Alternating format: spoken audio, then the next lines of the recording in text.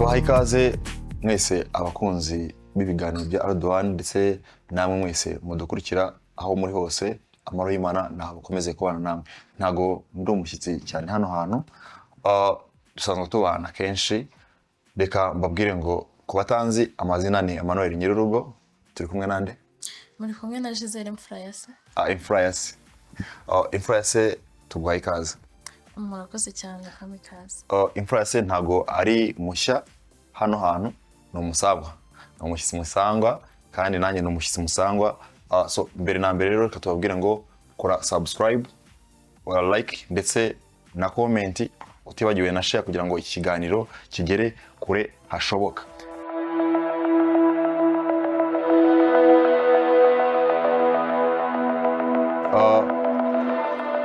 Mfurayase, reka nkwe ikaze nanone muri studio.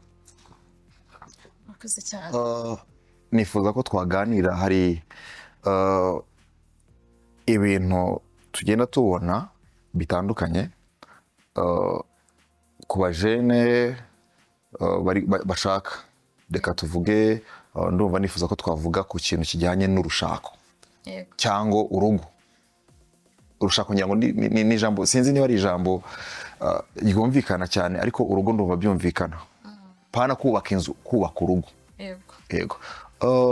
Ese nkawe nka experience wenda ushobora kuba warabonye mu rushako bitandukanye, wenda no mu buzima bw'ubukobwa cyangwa bw'ubujene wari urimo, yaba ari nk'iye wadusharinga?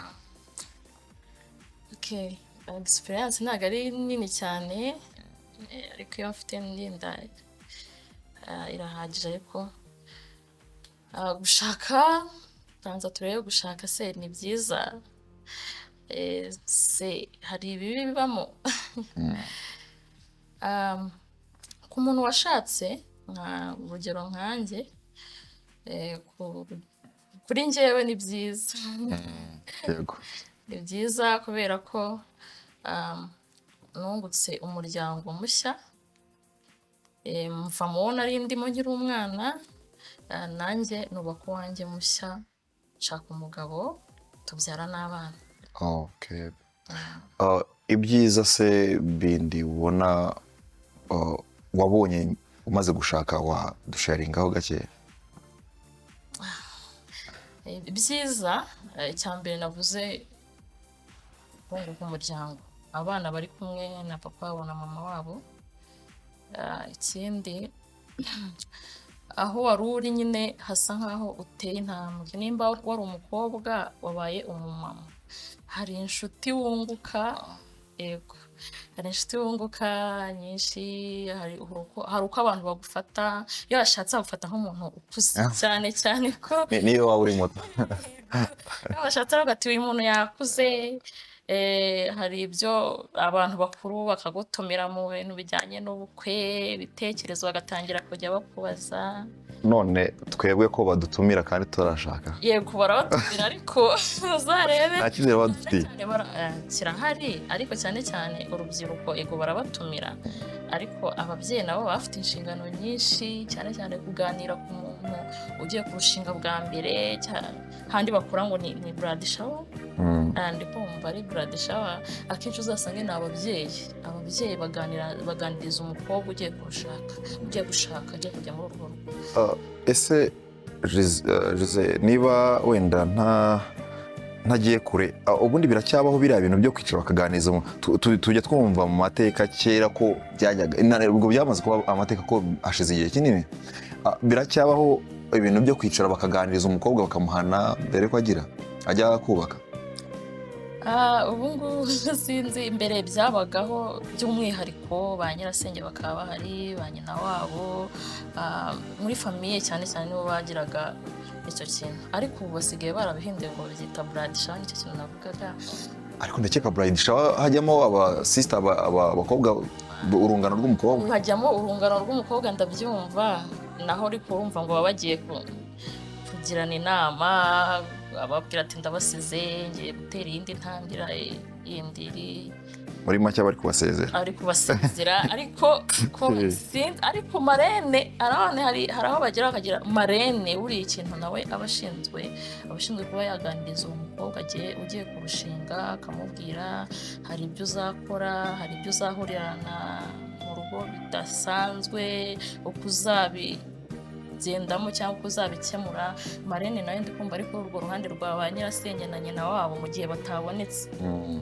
Ni nazo nshingano rega buriya ntabwo kuba marene w'umuntu cyangwa pare ari ukwambara ikote cyangwa ukwambara ikanzu guhagararira iruhande rw'umuntu cyane.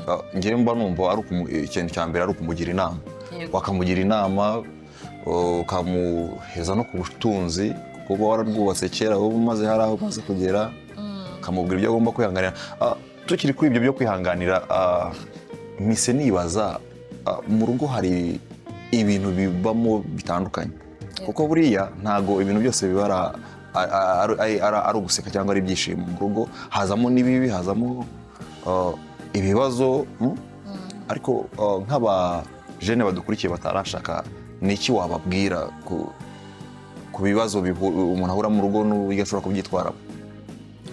Abajene batarashaka rero icyo nababwira, iyo umuntu ateye intambwe agashaka umaze ukuze nyine, kuko ujya gutekereza gushaka wabanje kubitekerezaho ndetse n'uwo muri kumwe mwabitekerejeho, akavuga ngo uno munsi ufashe umwanzuro ejo ngiye kurushinga aka kanya, ubanza kubitekerezaho kugira ngo ejo bitazakugiraho ingaruka. Bishatse kuvuga ngo bishobora no kukugiraho ingaruka bikaba bibi cyangwa byiza, biterwa n'umuntu uwo ari we nuko yabikoze. Njye rero inama cyangwa icyo nabwira urundi rungano rw'abajene batarashinga urugo ni ukubanza bakitonda. ntihutire guhita avuga ngo ese runaka yarashatse nanjye ndagiye, imyaka ibaye myinshi, dore ndakuze cyane kandi nkeneye gushaka ubanza kubitekerezaho, ubanza kwiyubaka nyine kugira ngo ejo aho ugiye kuzajya uzahajye neza gitore kigaho. Buriya umuntu abitekereza nk'igihe kingana gute? Ndavuga ngo ntabwo twabihigiye ngo tuvuge ngo ku myaka 40, ku myaka 50, oya, wowe ushaka kuzamo ntabwo ari umuntu utegeka. Si umuntu ukubwira ngo genda rero. Kera nyine wabonaga nk'abana bagira nko mu myaka 20 ati uriya yashaje, nk'ababyeyi ugasanga niko bari kuvuga. N'ubu cyakoreshwa. Ubu hari abo bikoreshwa, akavuga ati kwa runaka umuhungu wabo arashatse, uracyari mu rugo, umukobwa arashatse, uracyari mu rugo. Gushaka ntabwo ubu ngubu bisigaye bavuga ngo urategeka umuntu ngo ujye gushaka.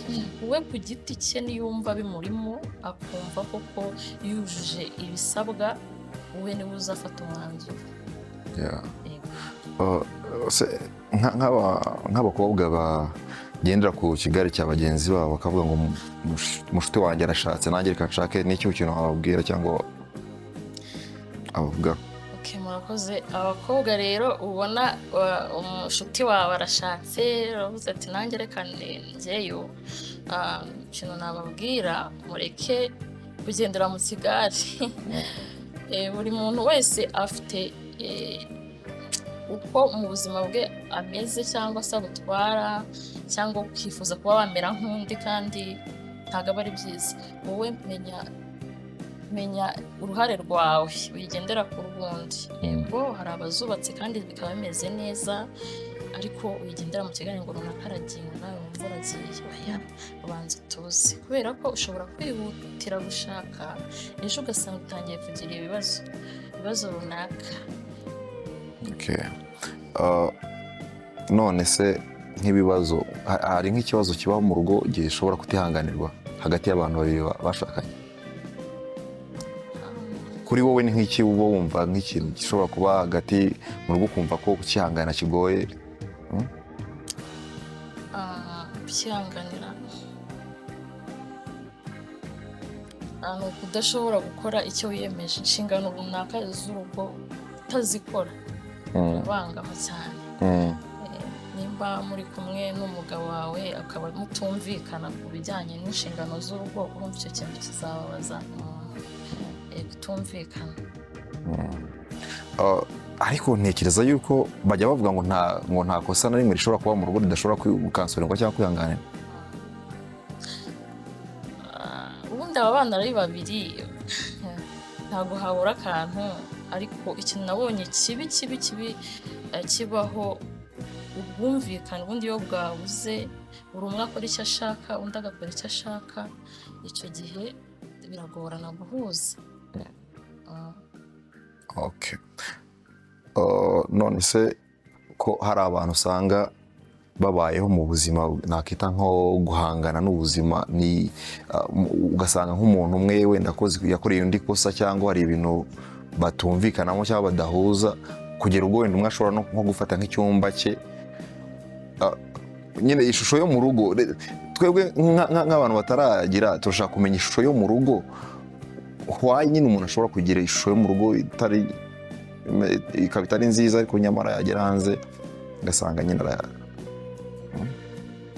ayikesheje. Iyo rero impamvu habaho icyo gikorwa cyo kuba umwe yajya ukwe undi akajya ukwe, buriya byaratangiye ari utuntu duto, ntabwo ari ikintu kinini. Usanga byaratewe n'utuntu duto bagenda bahura natwo, kutaganira, kudaha uwo mwashakanye umwanya, kugira ikibazo akabura uwo akibwira, ugataha wumva. Hari bamwe bataha kubera akazi kenshi, bamwunganira banga akazi niko ka mbere, yego niko, ariko ugasanga arataha ntaha umwanya uwo bashakanye ngo baganire ku iterambere ry'urugo, ku babyaye, yenda ku babyaye ndavuga ku bana, kutita ku bana, ugasanga umuntu umwe niwe uri kubitaho wenyine. Ubundi urugero nabaha ku babyeyi runaka, ari ku bagore cyangwa ku bagabo bataha ijoro, usanga atashye nka saa 10 saa 9 za mu gitondo kandi yagiye azindutse, ugasanga nta kumvikana kubaho. Ubwo rero habaho intonganya, ugasanga baranarwanya, ugasanga habayeho no kurwana. Muri uko kurwana rero umwe ashobora guhita afata icyemezo runaka agataho kugira ngo ejo n'ejo bundi tujye duhora tutongana turwana, ugasanga yafashe icyumba cye, undi yafashe iki, kugira ngo bakemure ibibazo. Ubwo ibyo si nka bya bindi bitaga kwahukana. Ubwo n'ibyo kwahukanira mu nzu iwawe. Kandi mbere nyine wareta gufata ibyawe byose ugahambira ukagenda. Mu by'ukuri nyine waganira n'umuntu ugasanga n'ikibazo yagize ntabwo kiremereye cyane ku buryo wabishyira ku rwego rwo hejuru, ubundi kiremera cyane, ariko icyo kintu gihora gisubirwamo, ariko ugasanga yahambiye yagiye nyine. Ariko ubu ngubu basigaye bahukana ruzungu, nuko ujya mu cyumba cyawe n'undi akajya mu cyumba cye, mukajya muhurira muri salo cyangwa se ugusohoka ugenda abaturanyi ntibamenye ibyabaye, ariko biriya bintu nabonye ari bibi nabyo, ntabwo ari byiza. Ni iyihe nama wagira nk'abantu se badukurikiranye ako kabazo bagafite? Inama rero nabagira, ikintu cya mbere banza wicarane n'umuntu, banza umenye ese icyo kintu ari kugikora kubera izihe mpamvu, ntabwo yaba ari wowe kabitera. Umuntu wahukanye ari we uganira n'uwo muntu cyangwa ubwo nyine ni sanse yo kwahukana, kuno kwahukana yo kwahukana ubyo no kwahukana, kuko iyo wavuye mu cyumba mu buriri bwawe, umugore n'umugabo ukajya mu buriri bwawe bundi ugafata icyumba cyawe ku ruhande, ndumva ari kwahukana.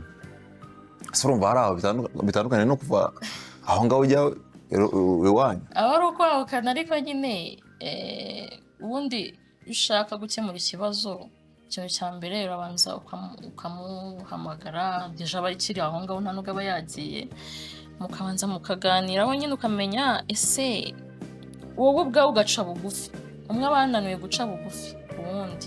Rero iyo umuhamagaye mukaganira ukamenya ngo ese icyabimuteye ni ikihe, akagusobanura nawe ukemera gusaba imbabazi.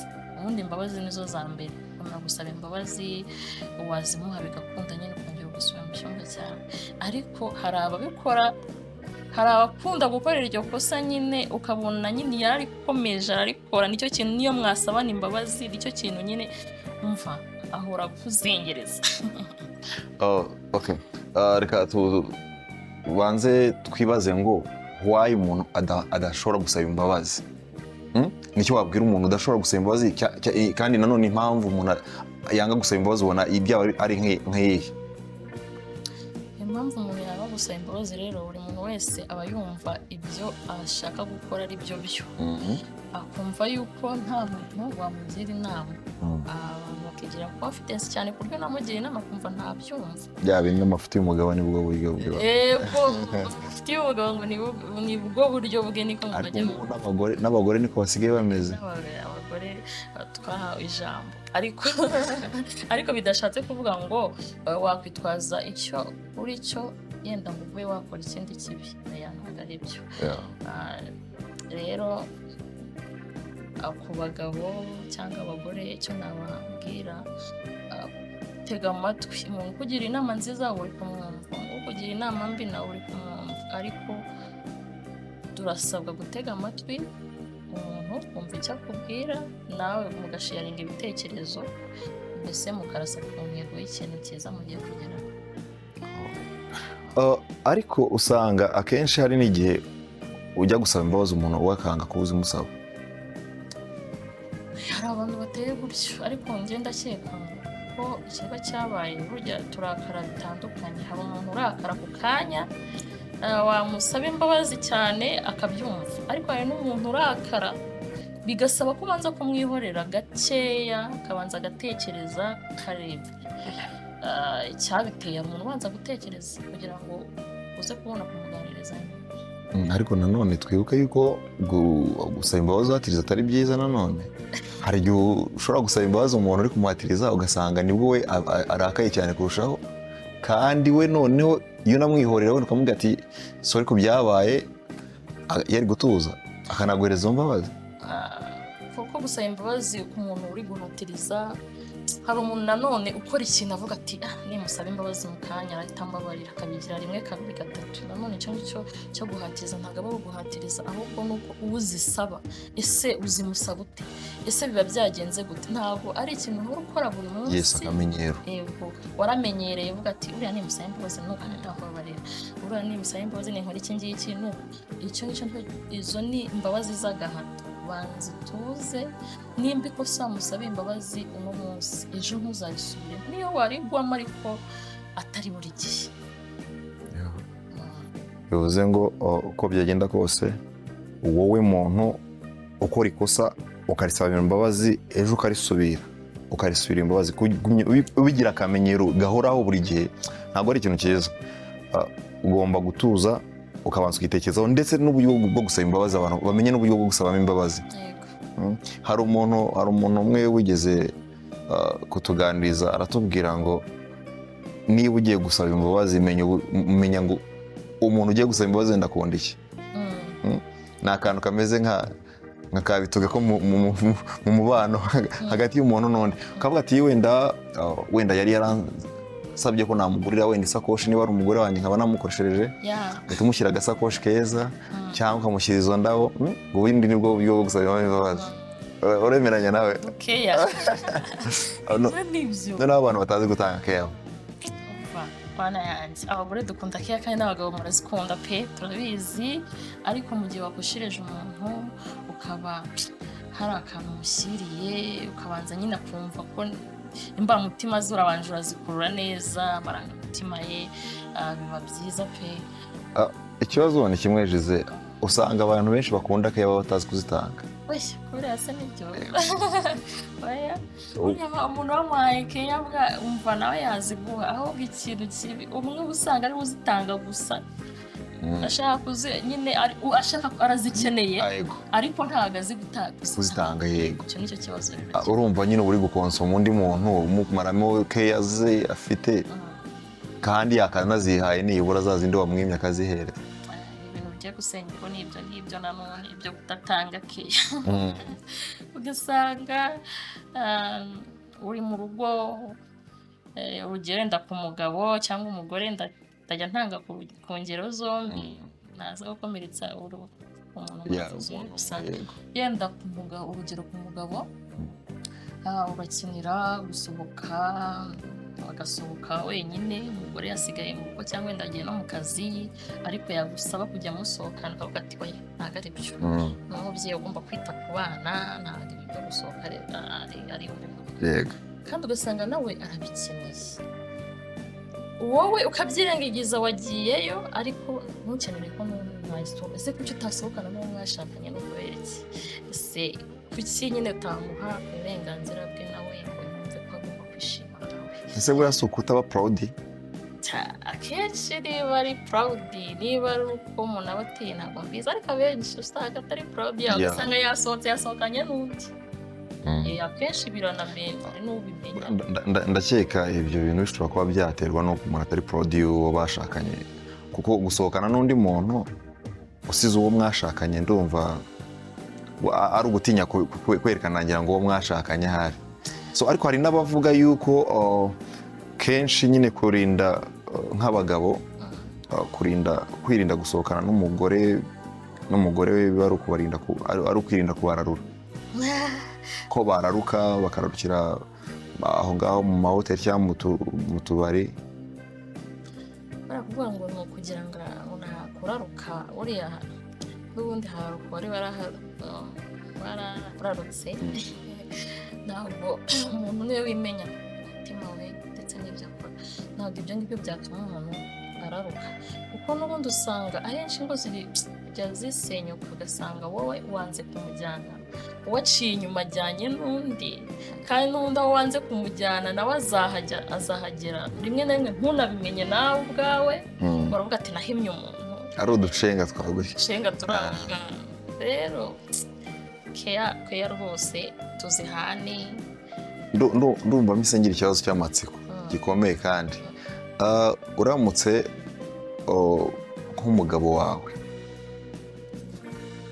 akubwiye wenda ko agiye nko mu kazi, ugasanga wasohoka cyangwa wagenda ukamenya ko atariho yagiye, ahubwo yari yasohokanye n'undi muntu, n'umugore runaka cyangwa n'umukobwa runaka, wabyitwaramo ute?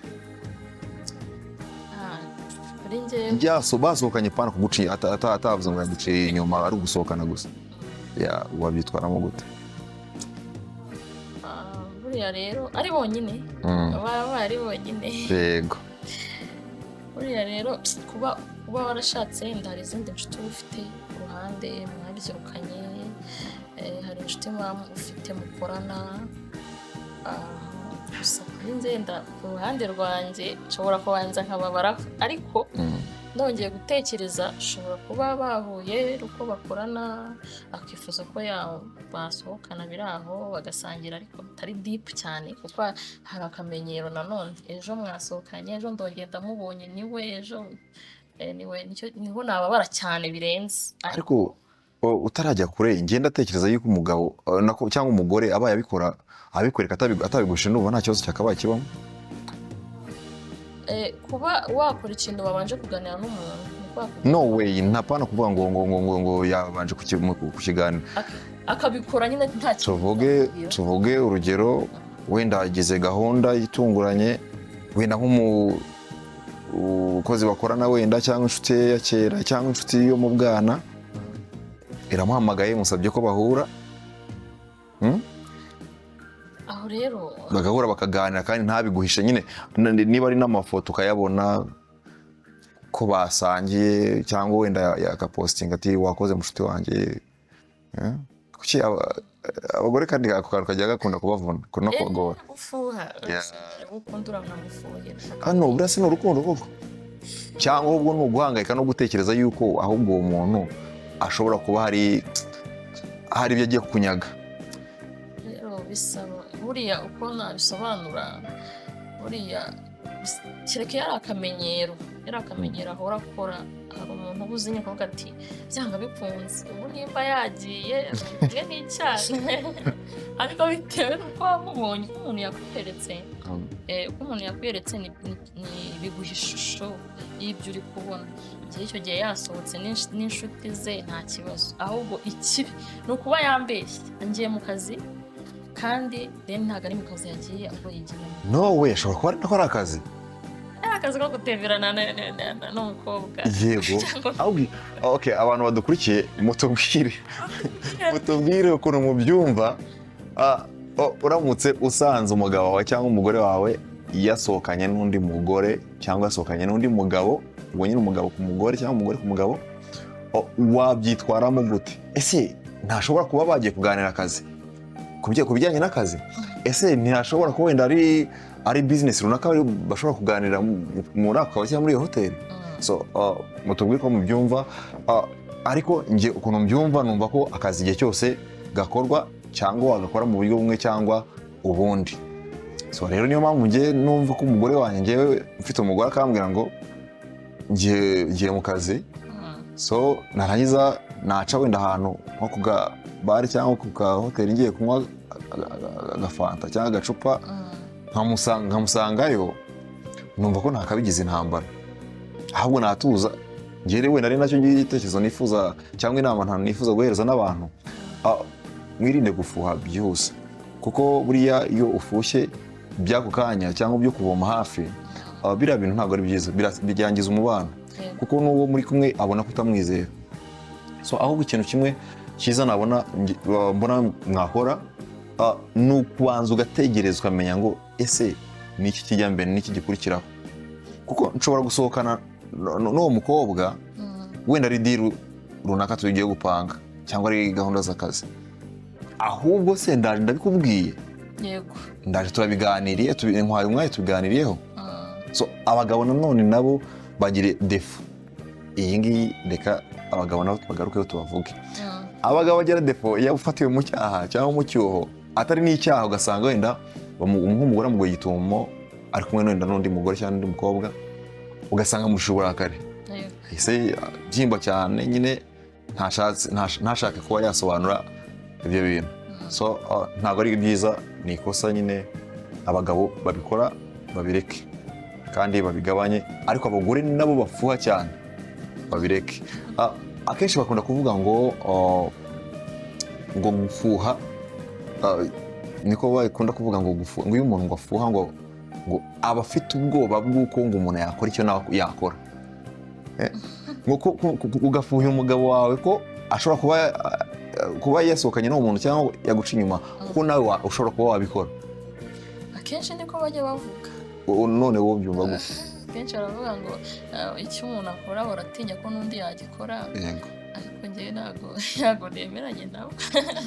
Gusa ariko umuco wo gufuha se ubwo twawushyigikira? Gufuha ubundi si wowe witaye ku muntu buriya koko se? No ntago guhangayikira icyifuzo ko ikintu cyamugeraho, ntago ariko gufuha nyine guhangayikira umuntu umuhangayikire, ariko we gufuha ngo reba ngo ishati ngo nagiye nyiteye ipasi none yishiforme. Come on, ni gute se ubwo? Cyangwa ngo kuko numva ngo uri guhumura perfume z'abagore, mbese abagore nta bagore bahakorera? Ariko se izo perfume aba yaziteye atera wenda yateye z'abakozi yamuhobeye sibishoboka se byo? Nabyo birashoboka. Mujye mugerageza gutekereza kabiri, sibyo? Abantu bafuha, njye naje gusanga nisanzemo ndi umuntu udafuha, utagira amarangamutima yo gufuha.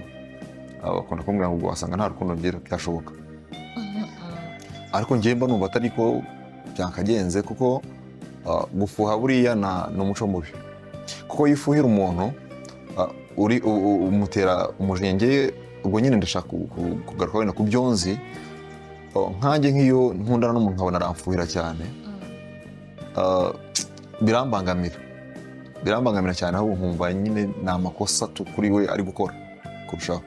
Bivuze ngo rero hari n'abandi bantu dushobora kuba duteye kimwe, kuko njye mba nzi neza yuko icyo ntakora n'ubundi ntabwo nagikora, ariko nanone icyo nakora kumfuhira ntabwo byagikora icyo kintu, kandi niko kuri.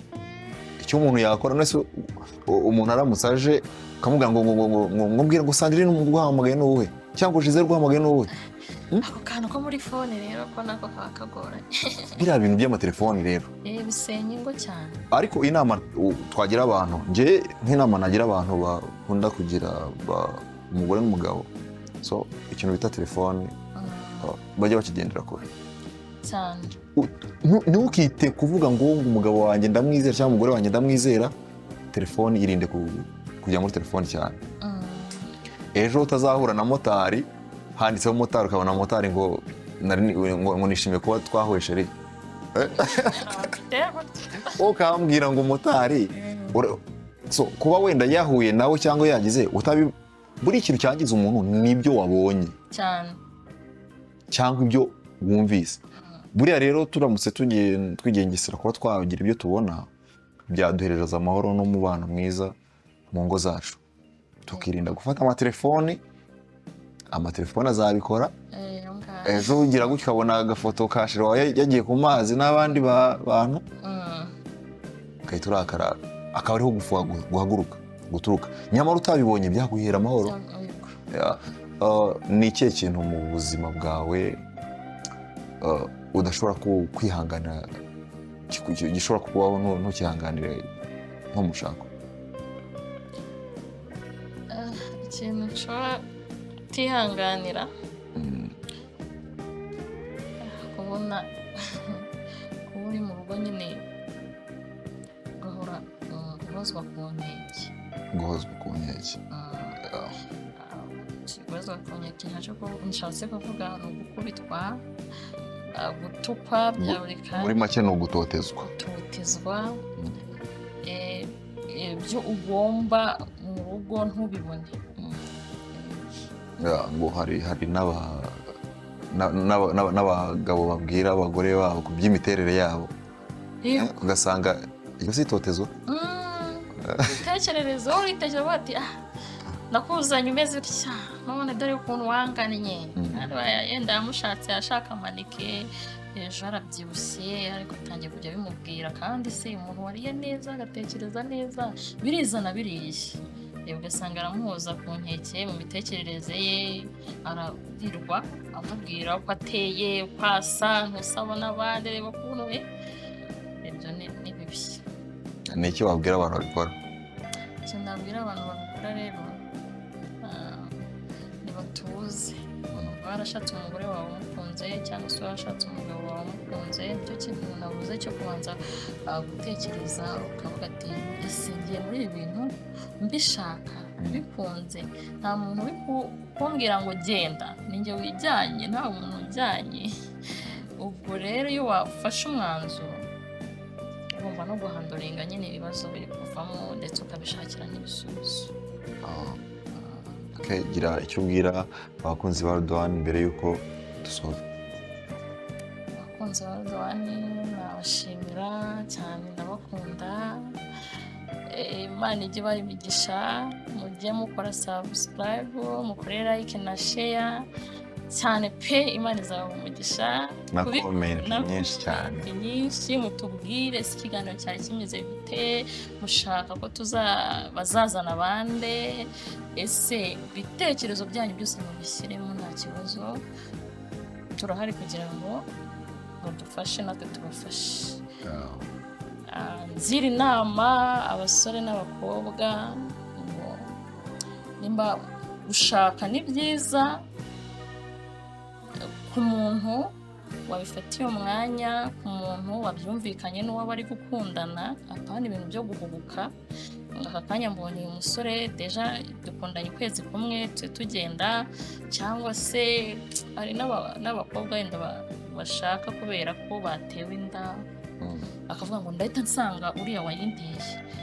Ntabwo wihita ufatiraho ngo ugende ushaka uwo muntu waguteye inda, ntabwo aricyo gisubizo. Ariko aka kantu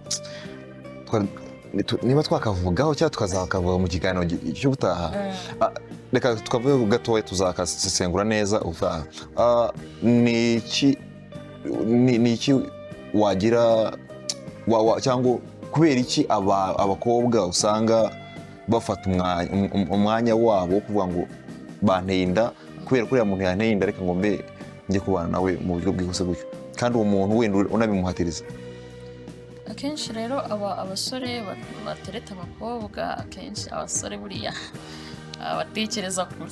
Simvuze ko abakobwa nabo badatekereza kure, nabo batekereza kure, ariko umuhungu aba afite tageti. Hari igihe aba afite tageti avuga ati jyewe nta gahunda afite yo gushaka, yego nzashaka igihe iki n'iki. Ariko ku mukobwa we, abakobwa bagira urukundo rwinshi nanone, ntabwo aba yarebye ese ejo hazaza bimeze biti. Wavuga ati ubwo umusore nkunze icyo namukorera cyose ni ukumushimisha kuko tuzanabana. Kuko akenshi umusore utetse umukobwa amubwira ati tuzabana, we ntabwo ashobora kukubwira ngo ntabwo tuzabana, akubwira ati tuzabana nta kibazo.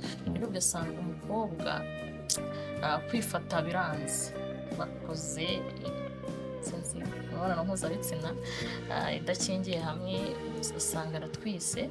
Yamara gutwita rero ko akavuga ati abenshi biterwa n'ababyeyi. N'igihe umubyeyi wagutoteza avuga ati ntuzigere unzanira inda hano, simbishaka umunsi watwise sinzakubone hano. Umwana rero icyo kibazo iyo kigize ahita avuga ati byanga bikunze ngomba gusanga uwayinteye, ntabwo nagumamo. Akenshi abakobwa nabo bashaka kubera ko basamye bitewe nanone n'aho bari.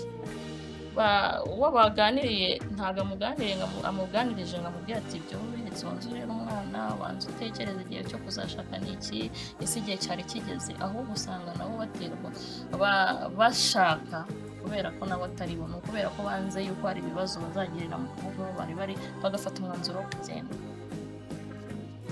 buriya se kiba ari igitekerezo cyiza cyo gushaka ubwo n'imburagihe? Ego, ntabwo kiba ari igitekerezo cyiza. Gushaka imburagihe ntabwo ari byiza, kuko usanga ingo nyinshi ziri gusenyuka. Usanga akenshi abenshi barabanye kubera yamuteye inda, agahita amusanga aho yarara avuga ati simva ngaha. Ugasanga umuhungu nawe aravuze ati waje ntabishaka, igihe ntabwo cyari iki. Akenshi iyo ngerageje kuganira n'ababyeyi runaka, abenshi usanga bafite icyo gikomeye. Kuba yaratewe inda agahita ajya kureba umugabo ugasanga icyo kintu ahora kikubwira, ubundi waje uti ko ntari ifite gahunda yo kuzabishaka. Ako kantu ubwo icyo gihe bimeze gutyo, si biruta yuko watandukana n'uwo muntu se kuruta uko wagira? Wowe ubyumva gute? Aho kugira ngo umuntu agushyire ku nkeke nk'uko waje ntabishaka gutya na gutya, wumva wowe icyaba cyiza kurushaho kiba ari nk'ikihe? Kuguma ugahangana nabyo ngo ni ukubera ko umuntu yaguteye inda, cyangwa kuguma ufata umwanzuro wo gukora ubuzima bwawe? buriya rero ubuzima burahenda. Ubundi uragerageza ukareba amahirwe, nimba ushakanye n'umuntu ukabona uko mubanye umwaka wa mbere, wa kabiri, wa gatatu ari nabyita nko kugutoteza, akubwira amagambo atari meza, waje ute, ntabwo nabishakaga, igihe cyari kitaragera, niho handi hazavamo n'ibibazo. Usanga abantu bahora barwana, bahora batukana, ntawe wizera undi, umwe nyine ari ku ruhande rwe, ntabwo ashaka kumvikana n'undi. Icyo gihe rero niho hantu uzasanga mu ngo harimo amakimbirane byatewe n'akantu runaka, kuko batumvikanye bakiri abasore. Bigenda bizamuka bijyana mu buryo atanumva n'igitekerezo cy'undi. Rero iyo byagenze gutyo ukabona nta yandi mahitamo, ntabwo biri kugenda neza, kandi bizavamo ejo n'ejo bundi ibindi bibazo, kandi ibibazo bizagera ku bana. Buriya ibibazo umugore n'umugabo bagize ntabwo ari bo bonyine, ahubwo n'abana bibagiraho ingaruka. Rero iyo byarengeranye, ushobora kubibwira umuyobozi runaka yenda nk'umudugudu, ukaba wamuganiriza ikibazo ufite. Icyo gihe rero kidakemutse, niho hahandi wifashisha inzego zibishinzwe. Wenda tukiri aho ngaho se, uratekereza buriya umuntu agiye kuvuga ngo ngiye kujyana ikibazo mu buyobozi, ariyo solution yakabaye ikorwa bwa mbere? Njye numvaga ahubwo ushobora kureba nk'umuntu wizeye wa bugufi ukamuganiriza, akaba yakugira inama y'icyo gukora, cyangwa akaba yabicaza mwembi akabaganiriza.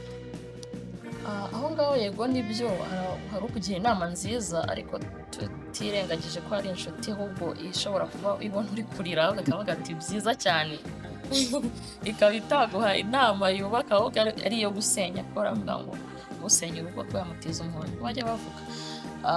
Ushobora kubona iyo nshuti pe ikakubera nziza ikakugira inama, ariko hari n'inshuti itari nziza, ahubwo ishobora gutuma ibyo byose birangira. Akavuga ati wowe kora iki ahubwo. Ugasanga umuntu yafashe umwanzuro wo kwica undi, ntabwo wamubaza, akavuga ati jyewe ni runaka wanjye.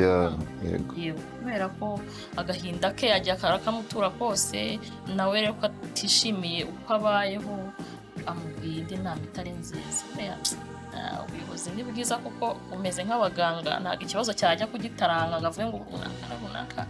Wowe ashobora kubumva bigakunda kurusha ko inshuti runaka wayigisha inama pe.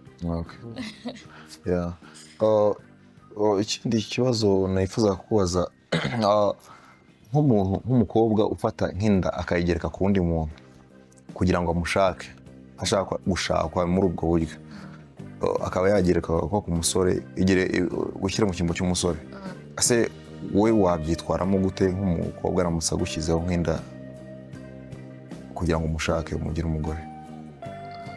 Icyo gihe rero umukobwa inama namugira kuba wafata umwanya uvuga ngo runaka niwe wanteye inda, yego wenda mwarahuraga ariko ntabwo ku ruhande ari byiza kuko umuhungu nawe uba umubangamiye, kuko buriya nubwo wamubeshya ariko buriya ikinyoma ntabwo kijya gitwikira burundu, n'ubundi aba azagira igihe akamenya amakuru, kuko buriya abakobwa cyangwa abamama turi abana beza niko nabivuga, buriya mushobora no kubana ejo n'ejo bundi mwashwa nkambwira ati burya urabizi niyo mwana si uwawe tugira amarangamutima ahita yihuta cyane, ariko ntabwo ari byiza kuba watwita inda ugahisha papa we watwise nyine abazi papa w'umwana, ariko ubu ngubu hari uburyo bwiza bwo gupimana DNA, ariko sinzi ko abantu bose bafite ubushobozi bwabyo, ariko nawe muhungu ariko se kuki nimba ukunze umuntu kuki utakora wakwiproteje aho kugira ngo ejo bazakubwira ati umwana ni uwawe cyangwa se uwawe. Kandi akantu kagezweho mu bajene cyangwa cyane cyane ngo mu bakobwa banga kwiproteje, ibyo bintu rero ni bibi, nabashishikariza kugira ngo kubireka, kwizera ubuzima bacira birarura. Ejo ushobora kuba bakubwiye ngo uyu mwana ni uwawe akamuguhereza ugasanga biri kukugora, ejo hazaza hawe wari ufite hararangiye, intego zawe zirarangiye, cyangwa se ukaba wakwandura n'izo ndwara zandurira mu mibonano mpuzabitsina, wabisereye cyane. Ndumva hari ikintu nenda nshaka kubaza, nubwo utari umuhungu ariko nibura uri ijwi rya rubanda, ubaye uri nk'umuhungu ugatera umukobwa inda, warangiza umwana yamara kuvuka no gukura utabana mama we mutabana, ariko cyangwa ejo bundi nyina agatambikamo akantu ko kukubwira ngo umwana si uwawe kandi wari uzi ko ari uwawe nakora buri kimwe cyose, wabyitwaramo gute? Kuri njyewe ku ruhande rwanjye umwana yaravukiye mu rugo rwanjye, umugore tubana tutabana, yego waramuteye inda iwawe akabyara. Kuri njyewe ku ruhande rwanjye nyine umva ntabwo twaba turi kubana, n'ubundi naramufashije, ubufasha naramumuhaye, ageze igihe rero we umutima nama we umubwiye kuvugisha ukuri, akambwira yuko umwana atari uwanjye ku ruhande rwanjye. Ako kanya ntabwo ngewe umwana yenda namufasha kuko najyaga amufasha biri aho, ariko ntabwo namufasha nk'aho ari umugore wanjye namubyaje umwana wanjye. Ariko ibyo ntabwo byakabaye byaba intandaro yo ko umwana wamureka ubwo se umuretse ntugire undi ubyara, kandi wa wundi nyine n'ubundi wararespectinga mama we cyangwa umwana kubera ko wigeze kubana n'umuntu.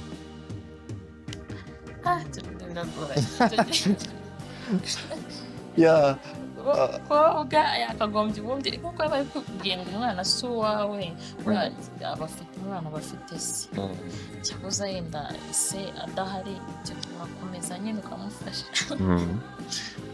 Abadukurikiye muze kutubwira aka kantu, tubwire uko mubyumva rwose, komenti zanyu zirakenewe ndetse cyane. Tugana ku musozo rero, reka tubashimire, wakoze cyane. Nta kintu wumva wakongeraho ku byo twaganiriye? Ntabwo ari bishya, ikintu nakongeraho ni ukugira nabwira abasore abakobwa bakiri fiyansanya kubwizanya ukuri, gutendeka cyane mu bireke, kuko hari igihe utendeka cyane ugasanga n'uwari wizeye ngo muzabana mutabanye.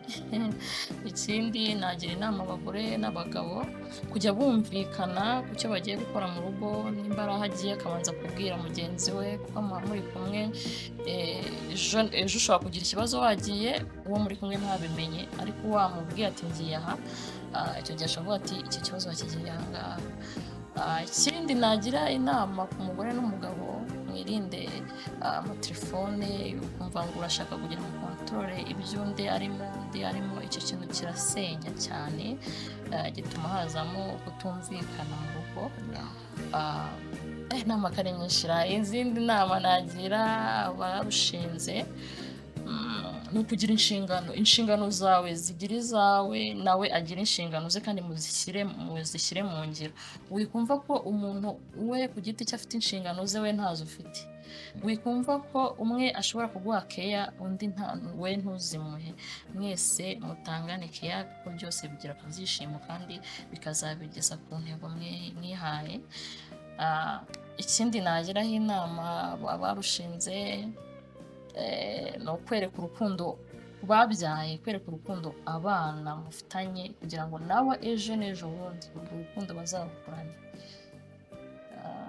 Murakoze cyane.